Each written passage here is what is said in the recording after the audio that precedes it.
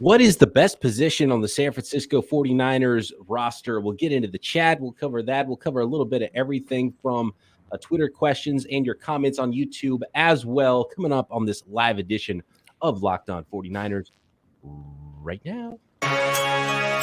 You are Locked On 49ers, your daily San Francisco 49ers podcast, part of the Locked On Podcast Network, your team every day.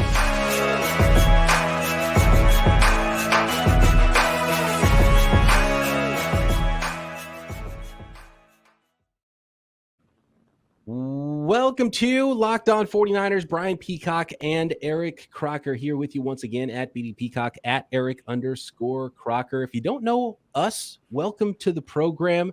I'm an NFL analyst, used to write fantasy blurbs, radio producer, on-air traffic reporter in the Bay Area, PFF, done a ton of things as it involves the sports media landscape. Eric Crocker, you know him, you love him, former NFL, AFL cornerback, Arena Bowl champion. He still can't find his ring because his children, I think, lost it, maybe hawked it. I don't know what happened. But we're here for you. We're here to talk San Francisco 49ers, and we appreciate you making us your first listen every day here on the Locked On Podcast Network. Your team every day. That's the score here. There we go. There's Crocky's ring, Arena Bowl champion. There it is. 2015, was it, Croc? 2015. Yeah, okay. Yeah. I love it. I love it. So we are talking best position for, I mean, we'll get into a lot of subjects today. Get into the chat, whatever you want to talk about, but I want to see in the chat what you guys think is the best position right now on the San Francisco 49ers roster. We lost Croc for a second there. But the topic for today and I want to shout out one of our listeners here that had a really good idea as it pertained to today's podcast. There we go. Oh, get my name on the screen. There we go. Some high level producing. Okay, Crocky's back. Yeah, can you hear me good? It's starting to sound funny. It sounds a little funny, Croc. It might not. Let's see in the comments if it sounds funny to you guys out there. Yeah, no, it did. I wasn't connected to my mic for some reason. It kicked me off. There you go. You're good. You're back and pristine. What do you think, Croc? Where do we begin with this topic of the best position group on the San Francisco 49ers? Should we just go through all of the topics or all of the positions and then hash it out? Or do you want to just nominate which ones we think are the best? Seeing some nominations already right now in the chat. And by the way, I want to call out Golfing Bard on Twitter at Bardley1999. He said, at BD Peacock, at Eric_Crocker. And this is the question that reminded me of this topic to do on today's show. He said, can the 49ers have the top man coverage unit? I assume he means top in the NFL. Best one-on-one cover safety in Jimmy Ward. Best cover free safety in the NFL. Charvarius Ward, really good in man coverage. High dollar free agent the 49ers brought in. Other cornerback, Mosley, great numbers in man-to-man in 2021. Dante Johnson, maybe even stepping in at safety if they want to go man coverage there. Obviously, a corner playing safety, you're probably going to be a top cover guy for a safety in that situation. Nickelback, I don't know who is going to win that job there. And then obviously you have a really good pass rushing defensive line.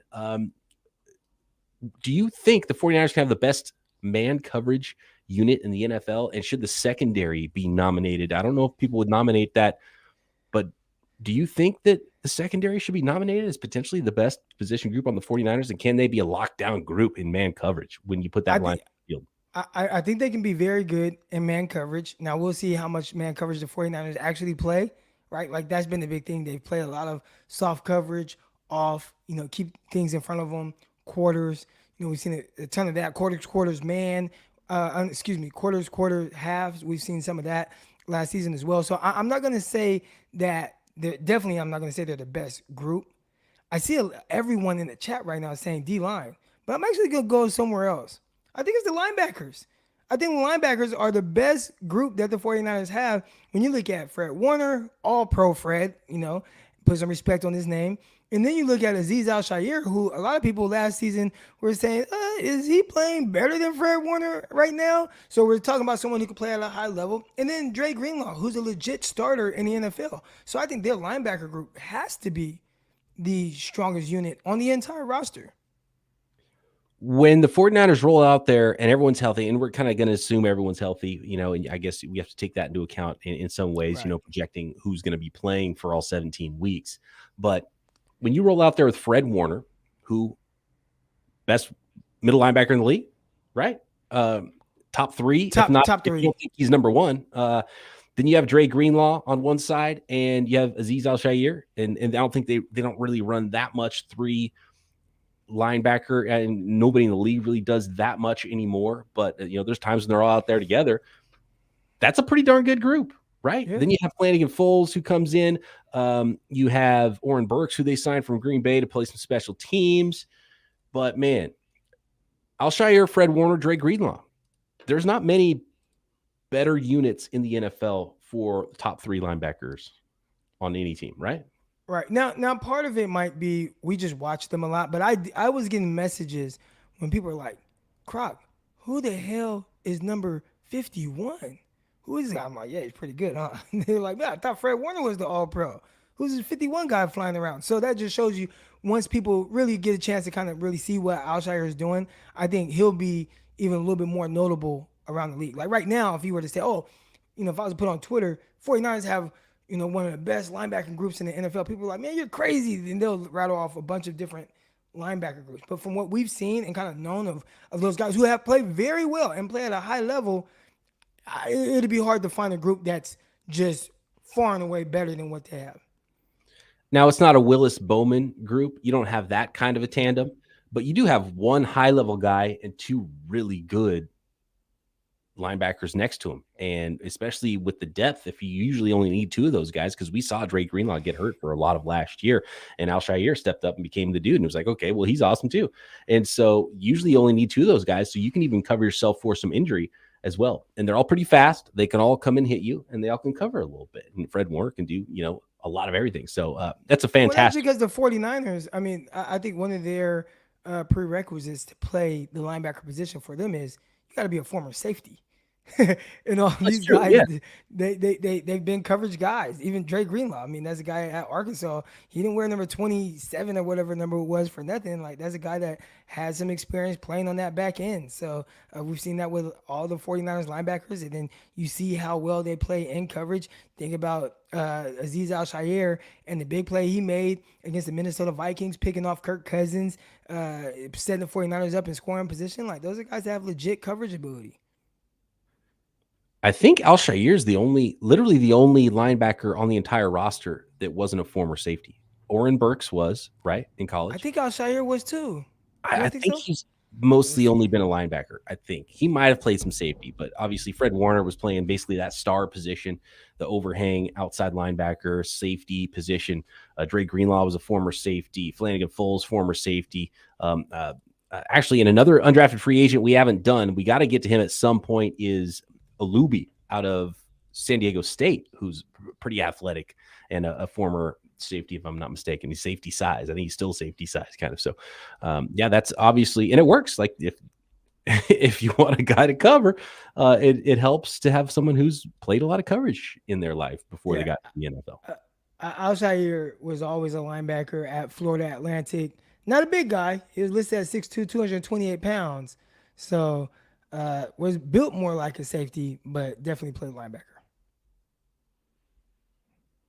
Nice little nugget here from BSE in the chat. The fact that we had Chris Kiffin on staff and he helped recruit him to FAU, Florida Atlantic. I did not know that. It's a good nugget. I might have known it and forgot. I forget a lot. I put too much new information in my brain every year. Around draft season, my brain kind of resets and I forget everything I knew before that in previous years. So at some point, if I keep covering the draft and learning new draft prospects as much as I do, I'm going to be pretty much senile because I'm going to forget like my entire childhood. I already forgot every phone number I used to know. I used to know hundreds of phone numbers. I know my phone number now, and that's it. Yeah. I barely know my wife's. I think I know also it's the technology as well. Because I can remember I used to call my grandma, right? When I lived in San Jose, we would call my grandma while she was at work. I still remember that number, 295-2257. Like, boom, right to the 408, right? So some things just never go away, but definitely as far as just like knowing a phone number, I know my wife's, and that's about it. I have no idea what my kids' phone numbers are. That's kind of scary, right? Yeah. I mean, obviously I just press a button, but if I don't have my phone on me, Mm-hmm. I will not know how to get a hold of them. It's kind of And then, sad. I never thought about that, but yeah, you got to write those down somewhere. Get them tattooed. Then you'll never forget. And you keep your number forever, man. I've been through different services with my cell number. It's the only cell number I've ever had, probably the only cell number I will ever have. wow. I've been through multiple services. It was like a family plan way back in the day. It's like, different people paying the bill for it, different phone services going from, I don't even know what service. I'm Verizon now, but like, oh man, yeah. Phone numbers are a weird thing that they even exist. I feel like there's a post phone number society out there where it's like more of a QR code that you have, and like, something more unique even than a phone number potentially. I don't know. We're getting off topic. We're getting way off topic here. I know it's off topic season. We're in the middle of June now, and and we've covered so many different things here this offseason. But we're talking about the best position on the San Francisco 49ers roster. It's defensive line's definitely winning in the chat. We'll go through some more positions here. And I think cornerbacks. Well, when we get back, but I think cornerbacks might be better than D-line. Oh, okay. Let's debate. Okay. Let's debate that. Now we're talking. Now we're talking here. This might be a better debate than I thought, even with the best position on the 49ers roster going into the 2022 season. But how about BlueNile.com, the original online jeweler since 1999? They've helped millions of couples create their perfect engagement ring. Blue Nile is committed to ensuring that the highest ethical standards are observed when sourcing diamonds and jewelry. Expert advice 24/7, which is my favorite aspect of Blue Nile, because I don't know what I'm doing when I'm buying an engagement ring, or any other kind of fine jewelry. I would have, if I didn't have help, I probably wouldn't be married to this day because I didn't know what the heck to choose when it came to an engagement ring. But other fine jewelry as well. Everyday fine jewelry for buying something for mom, buying something for another family member. Maybe you're not ready to get engaged, but you want to take your relationship to the next level. Diamond jewelry, cocktail rings, gemstones, necklaces, everything you can imagine at BlueNile.com, and that expert advice, that help that you can get 24/7 online. Legendary service with 30-day returns when you commit to a piece. So does Blue Nile. Guaranteed service and repair for life. So make your moment sparkle with jewelry from BlueNile.com, and Locked On 49ers listeners get $50 off purchases of $500 or more. This podcast exclusive includes engagement, so use code Locked On. That is promo code Locked On to get that $50 off. Plus, every order is insured, ships free, and arrives in discreet packaging that won't give away what's inside. Shop stress-free and find your forever peace. Go to BlueNile.com today. Thanks again, everybody, for joining us in the live chat, and thanks for making this isn't the Peacock and Williamson NFL show. I just recorded like 10 of those because Williamson's going on vacation, so I got to get back into Locked On 49ers mode, and I want to thank everybody for making Locked On 49ers your first listen every day. For your second listen, check out the Ultimate NBA Mock Draft. It starts this week, June 16th, with over 50 insiders. Nothing equals the Ultimate NBA Mock Draft. If you heard the NFL Ultimate Mock Draft, you know how it goes. The Locked On NBA Draft Big Board Draft experts plus Odyssey insiders. First pick is June 16th. Search Ultimate NBA Mock Draft and follow now so you don't miss a pick. Those of you getting ready for a little Monday night Golden State Warriors finals game don't have to worry about the NBA draft at this point in the season, unlike Croc's Lakers. But I always got to give one dig at the Lakers when I'm doing this podcast with Croc talking about the NBA draft. You want to nominate corners, Croc, as the best position group on the roster? It's deep. It's deep for sure. Well, okay, just at the end, when you look at just the starters, right? I feel like heading into the season now, I mean, we're including nickel. That might throw things off because I don't know who the heck the nickel is going to be. But when you just look at the outside cornerbacks and you're going out there, how confident are you that you have Travarius Ward and Emmanuel Mosley? I think most people will be very confident with that. And then when you look at just the next guy up, which is likely Jason Verrett, and we're talking about, first of all, healthy Jason Verrett, heading into last season, it was like, is he a top 10 cornerback in the NFL? Right? Like, that's the level that he played at the previous year, and people were expecting him to play at that level. And then all of a sudden, it's like, well, dang, we lost him. Like, how do you replace that? And now he's kind of this forgotten guy because he dealt with the injury. But if he's healthy, and that is a very big if, I mean, we're talking about three guys where you feel very confident about how strong that position is, and let alone Ambry Thomas, who at the very least showed like, hey, I can play some ball if need be. Now he's been up and down, and we've seen him kind of get dusted in practice, whatever the case is. But imagine watch him in the playoffs against Dallas Cowboys. Watch him in the playoffs. Actually, didn't watch him against the Packers, but did watch him against the Rams. Like he played pretty good. Like he held his own. So yeah, I feel very confident. And again, if that's your fourth corner, if that's your fourth best corner, I think you're doing pretty good. So yeah, the cornerback group, yeah. It's Good. yeah, that's a dark horse unit because obviously it's deep, but there's some high end talent. If Verrett's playing like Verrett, if he's healthy, it's a big if. And Charvarius Ward was what the third highest paid corner on the free agent market this year, right? And there might be even more there. Emmanuel Mosley. And you're right. Third rounder from last year, Ambry Thomas, who was starting for him in the playoffs last year. If he's your fourth corner, and then you have Dante Johnson, who's as versatile as he is, that's not counting 2 more draft picks this year and another 5th rounder from last year, Right. all battling out. I mean, that is 8 deep at corners who can all play outside. So it's a deep position, and there's some top heaviness to it. And I wonder if Verrett could be used as sort of a, like using a baseball analogy, sort of like a closer, someone who doesn't have to eat a lot of innings with his arm, but can come in and lock down somebody on a key third down. I think that'd be interesting for 49ers if he's healthy enough to play, if they don't want to put too much mileage on him, if they want to bring him in situations. I think that would be pretty cool. And it's not really something I've ever seen done in the NFL. I mean, there's like rotational guys. Somebody, essentially he'd be a third down player and someone else would play the nickel because he'd be the outside guy. And maybe that's Emmanuel Mosley. And maybe that's the best way to utilize him to get your best 3 on the field if Verrett is healthy. Right. And then again, that's a big if. We got our guy in the chat right now. He says Verrett has 1 full season in the last 5 years. So I don't think that's anything that we would count on. But just the ability, right? Like when we did see him play in 2020 and how good he played, if you are going to get that over full 17 game season, which again, the odds are that's not what you're going to get. But if you did, that's a really good cornerback. That would be probably a legit starter on any NFL team. I can't believe nobody has nominated quarterback.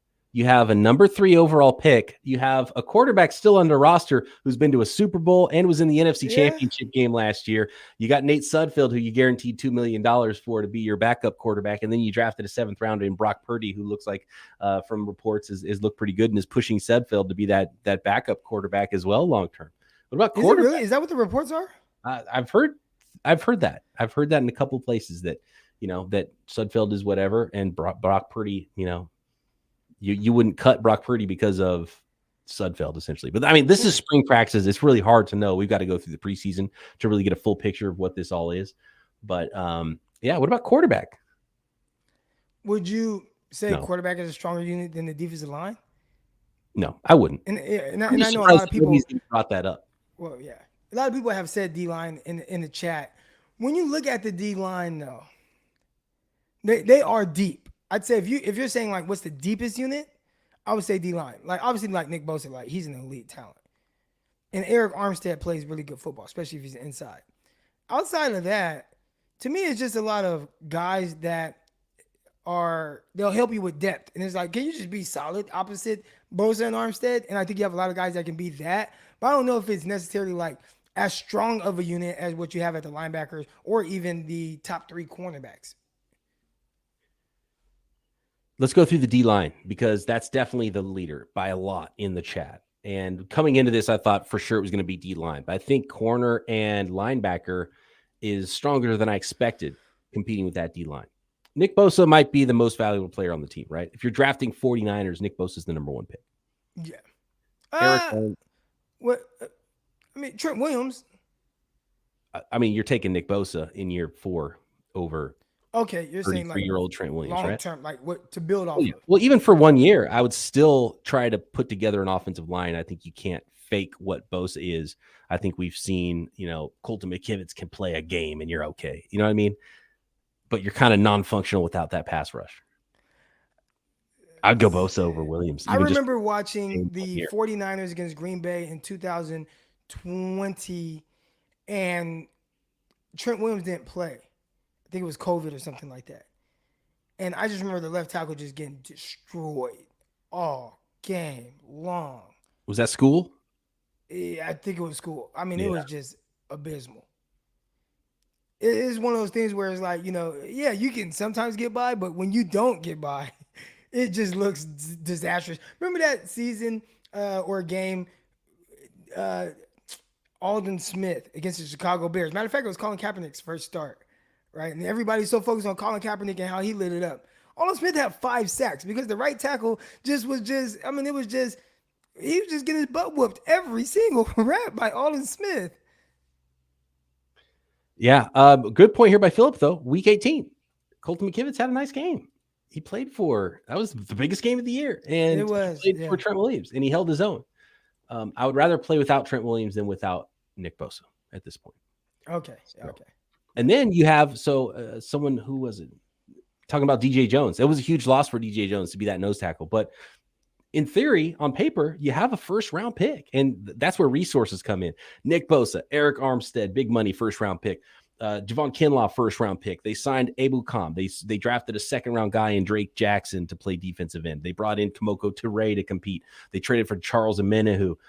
Jordan Willis even made some big plays for the 49ers in the playoffs. Kerry Hyder coming back as a free agent, could play some, defensive end, maybe be flexible, play some inside as well. That's a deep unit. There's high-end talent. There's, just if you put your best 4 on the field, and Drake Jackson is the guy they think he is from a second-round pick, Bosa, Armstead, Kinlaw, Drake Jackson, that's got to be the best starting unit on the team, I think.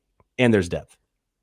All right, so you say it's D-line. I think it's defensive line, but I think it's closer than I thought it was going to be, because when I thought of this subject, I thought, well, for sure it's going to be defensive line just because of, how much they put into it. But it's closer than I thought, but I still would go D-line. Oh, that's right. Yeah. Hassan Ridgeway, forgot about him. Free agent signee on the interior. Maurice Hurst, too. If he could ever be healthy, he's a pretty good player. So, they're deep and they're good. They have high-level talent. Should be able to stop the run. Should be able to play against the pass. How about this one? When we come back, there's another position group that I think we have to consider that we have not considered yet, and then we will cast our official ballots of the best position on the 49ers roster in 2022. So your last chance in the chat, let us know who you think your vote would be for the best unit on the San Francisco 49ers. While I let the folks out there know about Bet Online, your number one source for all your betting stats and sports information. You want to bet on a dark horse MVP? How about second-year quarterback, first-year starter, Trey Lance? We've seen it before. We've seen second-year quarterbacks become the guy. And maybe Trey Lance is next in line after Lamar Jackson and Patrick Mahomes that we've seen in past years.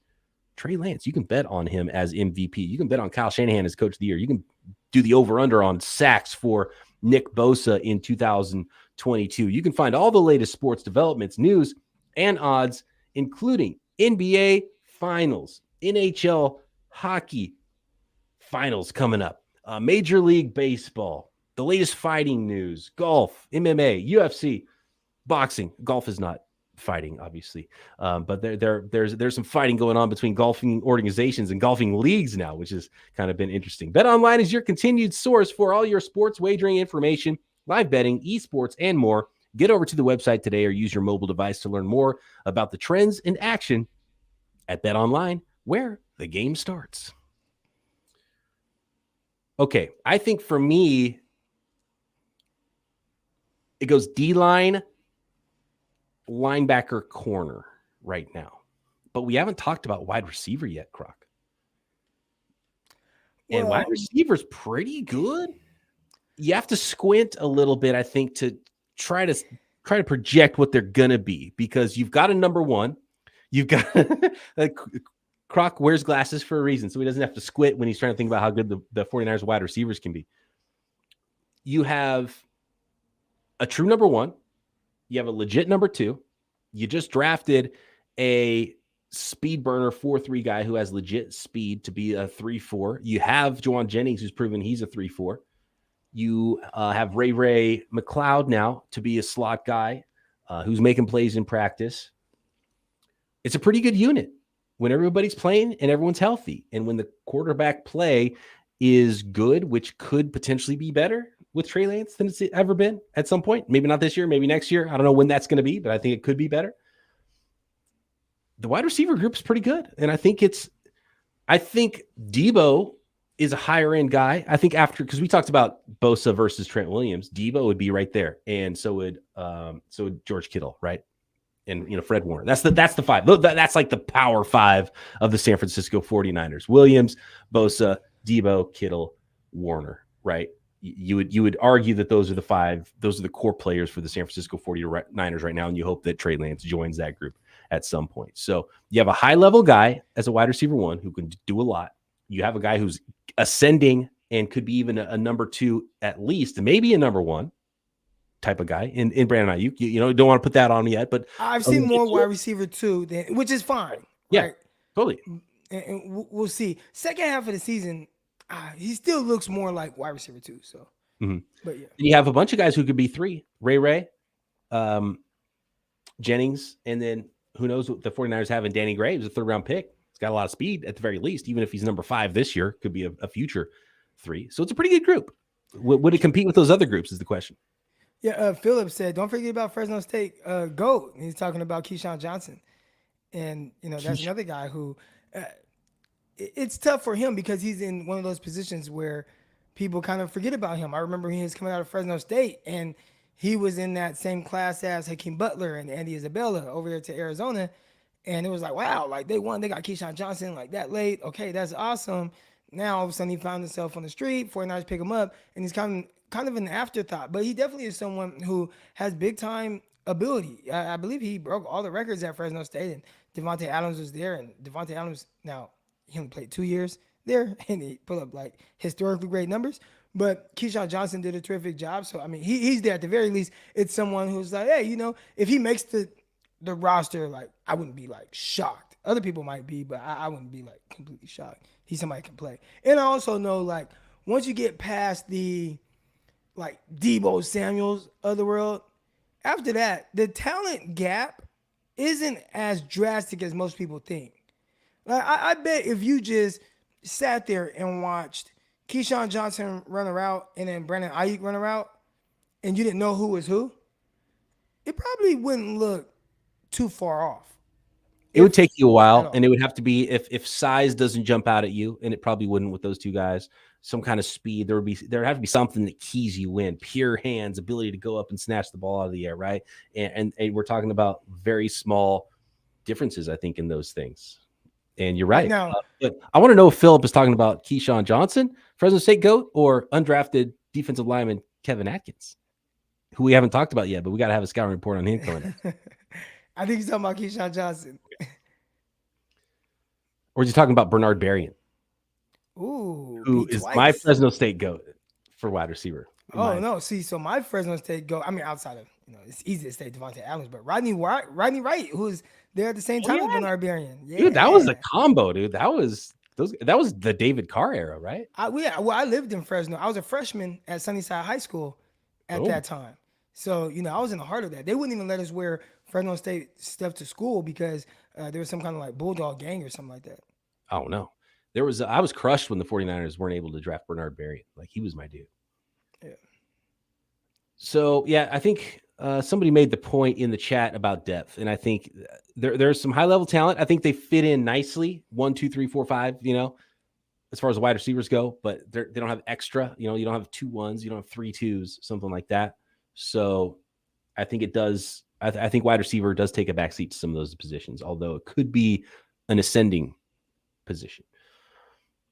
And since you need, hold on real quick. Yeah. I saw somebody in the chat talk about how you can't take anything away from like OTAs, and I take offense to that. We just explained this on the previous episode, but there are legit guys, and again, you can't take anything away from it in a sense of like this is how it's going to be come season, right? For one reason or another, but if someone is in spring practice and OTAs and he's doing very well, I will say it does show he can play. And I think vice versa as well. If someone is getting dogged all throughout OTAs and spring ball, which there are guys, you have the few guys that it doesn't matter at all for, right? Like Deebo Samuel, it just does not matter. But Trey Lance, OTAs also, it 100% mattered what he looked like in the building the confidence in which they have in him heading into the actual training camp, right? Now, does it mean like, oh, he's going to be balling in the regular season because he did well during OTAs? No, but it definitely means something, right? And there are a lot of guys on that roster that are trying to fight. There's 90 guys there. When they make their cuts, there's going to be 53. And there are guys that are they legit are fighting for a spot, and I can 100% guarantee you they were fighting for that spot. It doesn't just start in training camp. It doesn't just start in preseason. It starts in the OTAs. And I saw jockeying for position. Like, I saw Aaron Berry and some other guys. And Aaron Berry was heading into the season. He was supposed to be the starter opposite Antonio Cromartie. And next thing you know, this guy Darren Walls keeps making plays. And they're like, okay, like, and they benched Aaron Berry and put in Darren Walls. That's Waller. Darren Walls in OTAs. Like, they benched a guy and started another guy in OTAs. Like, it doesn't mean like nothing. I see that a lot. I just want to make sure people know that. There's an entirely other position group, Croc, that we still haven't talked about. The offensive line. And even though you disagree with BSE about taking anything away from spring practices, I kind of agree, because there's a lot of stuff that the team can take away that we can't take away because we don't know about it. Like, what are they doing behind the scenes? What are they doing in the weight room? What time do they show up every day? Like, those types of things. Half the practices, even the media is not looking at either, So there's probably more that the team can take away that necessarily we're not getting. Like, someone makes one play in practice, it's like, okay, well, who cares, kind of thing. So I guess that's what he's saying. But how about this? What about specialists? Kicker, punter, long snapper? How confident are we with Wisnowski? Because if you only have, 3 like legit spots, right? Like, in did he add long snapper? Maybe not. So if you want to add Tabor Pepper or whatever his name is, Tabor Peppers is fine. I think that's kind of with long snappers. It's not like you're amazing. You're not adding value, but you're not bad at snapping. So it's like either you're a good long snapper or you're a problem, and he's a good long snapper. So I think Wisnowski with so many, like, it's like you got one job, right? Yeah. Like, it, like for the special teams unit, right? The specialists, those 3 guys to be good. Like, I feel like for them to be in the mix, like, all 3 have to be good. And we really like what we got from Robbie. We'll see with Ray. He's a guy that has like a crazy amount of fumbles last season, but Wisnowski is 2 up and down, so we can't include them. Yeah, it can't be specialist. Even though he was drafted in the 4th round, and Wisnowski's not bad. He's middle of the road. He's a solid NFL punter. I think Robbie Gould is good. He's in the upper half of place kickers in the NFL. We don't really know what the return game is going to look like with Ray, but they paid money to bring him in.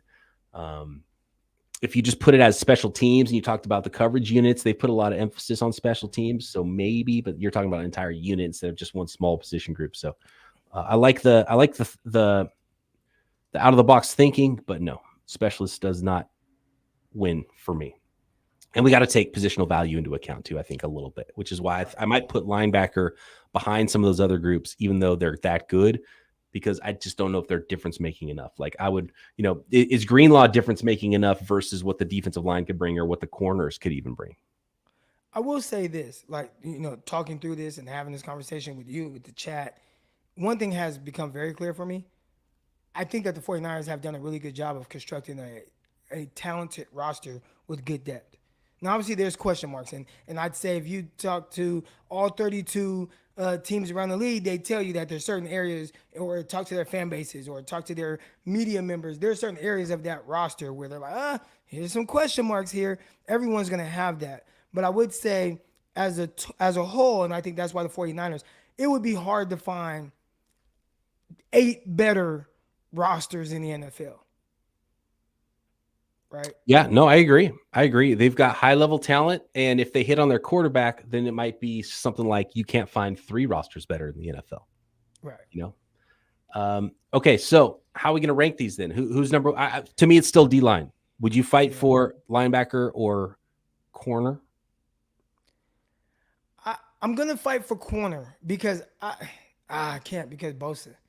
Bosa's the X factor there. He just makes it to where it's so hard to make an argument for the cornerback. But if you were to say, hey, do you feel more confident in the starting edge rushers or the starting corners? Like as a whole, I would probably say, man, I feel very confident in Ward and Mosley, right?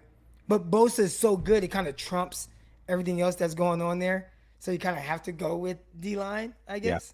Yeah, I agree. It's clearly landslide winner in the chat is D-line. And then for me, linebacker, corner, wide receiver, the next three. And I probably wouldn't even fight you about the order. But you think corner would be 2, Croc, then linebacker or wide receiver? Linebacker, because it's so complete. I think linebacker because, again, there was a time last year where people were like, is Al-Shaair better than Fred Warner? And I thought it was crazy, but he was playing at a very high level. And if you're going to tell me I get that for 17 weeks, along with Fred Warner, which what we know to be Fred Warner, is that better than what we've known from Deebo and Ayuk, which Deebo obviously very high level. Ayuk as that kind of Batman or Robin to Batman. I think Al-Shaair plays a little bit. His peak looked like a little bit higher version, I would say. Now, maybe people might not look at it like that because I know what you're saying. So if you're just taking a snapshot of whatever we've already seen from them, you put linebacker first.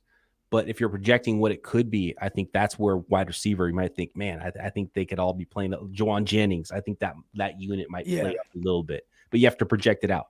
They really again, we'll see. But it seems like they really like Juan Jennings. Yeah, and somebody else brought it up in the chat earlier. Charvarius Ward going out of his way to be like, "What? That surprised me. I didn't think that guy was going to be that good. Didn't know who he was." Basically, like that dude's good. Isn't that the same thing that Richard Sherman and Fred Warner and those guys were saying? Richard Sherman was like, "Man, I don't know, like the way he walks, and you just weren't expecting." It's like, "Wow, this guy's like hella good," and that was like surprising for me to hear that. And then you continue to hear praises, and then I like my guys John Middlecoff and Haberman. Right, Guy Haberman, and they're pretty much straight shooters with what they see is like you're the good or you're not, and they were like, hey, like this dude Juan Jennings, he's a guy, and I'm like, wow, like people really getting behind this, and that is kind of surprising to me because it's like, well, what's his role going to be? But is he going to be like a legit big slot? You know what really throws me off about him? His swag is just so nasty. I mean, it's nasty. I wish I could just be like, wait, nasty as in like. Good nasty or bad nasty? Not good, not good. Bad nasty. Okay. He does a lot of things where it's like, why you do like? Then you wear that? It's just. I wish it was just like, listen, I'll do this for free. Let me help you out here. But I think he thinks he's like the freshest dude ever. So he, but it's like, oh. Okay. No, you think he thinks he's the freshest dude? I was thinking you were saying he has that like lunch pail offensive line mentality where he doesn't really. Oh no. Care. Okay. No, the way he puts on stuff and like the way he like does it stuff, like no, he's trying. He probably would want to beat me up. I'm pretty sure. Juwan Jennings, find Eric Crocker at Eric_Crocker. Hold on though. How about this? Because my theory I've been talking about on the podcast, we're going long. We got to end this pretty soon here. We already decided who the best position group on the 49ers is. But talking wide receivers, a late nomination. What about nominating tight ends? Because obviously George Kittle, best tight end in the NFL, right? And I've said on this podcast that I believe Juwan Jennings is actually a tight end, but Kyle Shanahan doesn't want to tell other teams, and especially doesn't want to tell Juwan Jennings that he's actually a tight end, because when he's on the field, big slot, right? What's the difference between big slot and move tight end? They run behind him a lot. Is Juwan Jennings actually secretly a tight end? And if he is tight end one of the best position groups on the roster? Yeah, I think that makes you more comfortable. If you're just saying like in the sense of how he's utilized, big slot or flex, right? Because that's what we're saying, right? He's a flex tight end. I think you are more confident knowing like, oh man, I got this pass catcher who, he caught 20-something passes and it was all late last year, but and then he had a big game towards the end of the year, caught for over 100 yards against the Rams. Oh man, like can he be like a legit tight end 2 pass catcher, almost like a Jordan Reed, right? Like Jordan Reed, how much was Jordan Reed asked to really block? Can he be a guy that catches 50 passes? And if he does it all from the big slot and that complements George Kittle, whatever you get from him, which would probably be 1,100 yards if he's healthy, then yeah, I could see that. He's not that big though.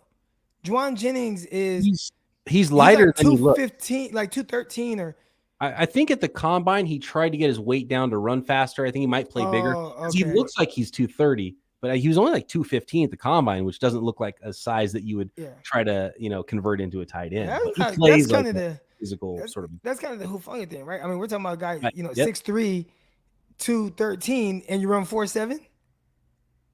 Oh, Jennings is the Hufanga of the offense. Those guys are very similar, right? Day 3 picks that didn't time well, but play with a level of physicality, make some really good players, have a little bit at something that you can't really quantify at the combine that makes them really good at what they do. Yeah. Kind of tweenery position guys. And I will say this, they both feel like Kyle Shanahan guys. And we know Kyle Shanahan likes a certain guy. And if you're not that, you can end up in the doghouse. And sometimes some of these guys with a little bit more premium ability don't always have that, like you said, lunch pail mentality. Kyle Shanahan is definitely drawn to those type of guys. And maybe he sees a little bit of that in both Hufanga and Juwan Jennings. I mean, good point by Gotham here. Jordan Matthews, the tight end, made a big play at camp, converted wide receiver, tight end, Ross Dwelly and Charlie Warner, tight end, boom, there it is. Dark horse, best position on the 49ers, tight end, because Juwan Jennings secretly is a tight end, but just don't say it too loud because Kyle Shanahan doesn't want his opponents or his wide receiver / tight end, Juwan Jennings, to know about it. Right. I see BSC, he says he plays faster than he tested. I think he's talking about Juwan Jennings. I don't think so. I think Juwan Jennings plays extremely well with positioning, and he's so big. It's almost like he kind of shields off defenders. So I think there's this thing I like to talk about, like high-end controlled speed, and I think he gets up to his whatever his top speed is. I think he plays throughout the route at that speed. So he's still playing fast, even though it's like you'll never mistake him for a 4.4 type guy, right? Or even like low 4.5. But he plays at a speed to where it doesn't matter that he's not the fastest of guys. Now, there might not be that next gear, so I don't think you'll ever see him like catch a ball and just take it 60, but you will see him come off the ball really good, and he can get to a spot and then shut off defenders and catch the ball. And I think that's where he's going to really excel at. So I guess essentially is he played faster, but I don't think plays faster in the sense of like what you would think from Brandon Ayuk, who Ayuk plays faster than a 4.51 because he can catch a slant and take it to the crib. You won't see that from Jennings, but in the sense of his route running, like he plays fast throughout route, which is what I want to see more from Danny Gray. Yeah, I would say Jennings is a smooth athlete, sort of a basketball athlete in a way where he knows positioning. He can get in and out of his breaks, but I wouldn't say speed necessarily. But he plays with a level of smoothness, quickness, can get in and out of his breaks, can set guys up, can pull the ball down. He's Charles Barkley essentially, right? It's like, why is Charles Barkley out rebounding guys that are taller than him, kind of thing? And he has that sort of basketball athleticism, I think. But yeah. Again, this is a fun conversation. I like it. But yes, the defensive line. And it should be, with all the high-level talent they have there, all the resources, money, draft picks they put into the defensive line.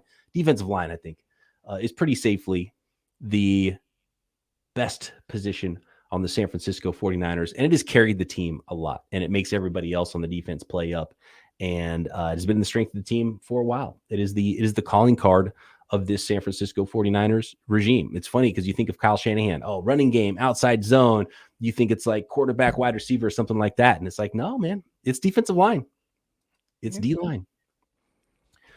Thank you, everybody, for jumping in the chat. It was a lot of fun today. I think we might go live a couple times in the coming weeks as we approach training camp because it's a lot of fun to chat it up and get excited about the San Francisco 49ers. On tomorrow's podcast, we will get into part 2 of the 2022 all-time San Francisco 49ers draft. I took an early lead. I hope I don't leave Croc and Winkler in the dust with how good of a team I'm drafting in the all-time draft. You're going to have to tune into that if you're in your audio-only podcasts on Wednesday morning, Winky Wednesday, but it'll be up there Tuesday evening for your viewing pleasure on YouTube. Thanks everybody for tuning in. Thanks for making Locked On 49ers your first listen. Make sure you're checking out the Peacock and Williamson NFL show here on the network. Croc doing the Locked On NFL Draft podcast daily. I will be back tomorrow with Crocky and the Hexagon Wall right here. Locked On 49ers.